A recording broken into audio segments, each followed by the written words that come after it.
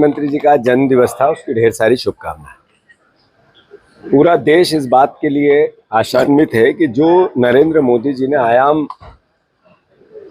पैदा किया था कि 75 साल बाद रिटायरमेंट होना चाहिए, तो शायद वो इस उदाहरण को देश के सामने पेश करेंगे।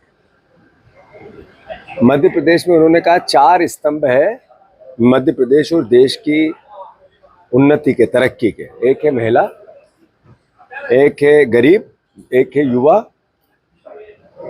और एक उन्होंने किसान को इसका स्तंभ बताया। आज से 2 साल पहले मोदी गारंटी थी। किसानों को उन्होंने कहा कि हम 3100 का धान का दाम देंगे, 2700 का गेहूं का देंगे, 6000 सोयाबीन के देंगे। गारंटी है, मोदी की गारंटी पूरी नहीं हुई। युवाओं को कहा था कि आपको 5 लाख नौकरियां देंगे। सबसे बड़ा बेरोजगार प्रदेश हमारा है। बहनों को कहा था 3000 रुपये आपको भी देंगे, बहन आत्मनिर्भर बनाना है, उनको 1200 दे रहे हैं। और किसान, जो गरीब की बात है, 81 करोड़ लोग आज सरकारी राशन पे है। तो मोदी जी की करनी और कथनी का सबसे बड़ा अंतर है।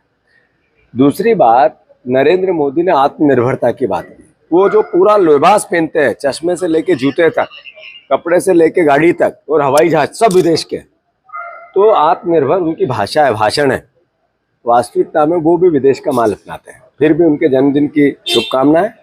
आशा है कि जो वो बोल के गए सच साबित हो। उन्होंने पीएम पार्क का उद्घाटन किया है धार में, उसको लेकर आप क्या? जमीन अधिग्रहण हुई नहीं है और पीएम पार्क का उद्घाटन कर गए, यही तो आंखों में धूल झोंकने जैसी बातें हैं। दूसरी चीज, उन्होंने धार में भरे मन से सीएम की मौजूदगी में ये कहा कि धार एक पिछड़ा क्षेत्र है, आदिवासी क्षेत्र है। तो क्या ये धार का अपमान नहीं है?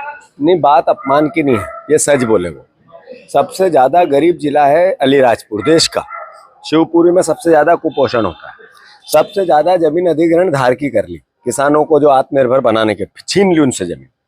और किसानों के हक की बात करते हैं। औद्योगिक विकास को लेकर कांग्रेस पार्टी लेके आई थी, उसकी सबसे ज्यादा फैक्ट्रियां बंद हुई तो इसी कार्यकाल में हुई। मैं मानता हूं कि नरेंद्र मोदी जी ने जो बोला, जो कहा, कभी सच नहीं हुआ। मोदी की गारंटी का क्या हुआ? सवाल ये है, मैंने अपने भाषण में भी कहा है, उसका उत्तर देश मांगता है, प्रदेश मांगता है।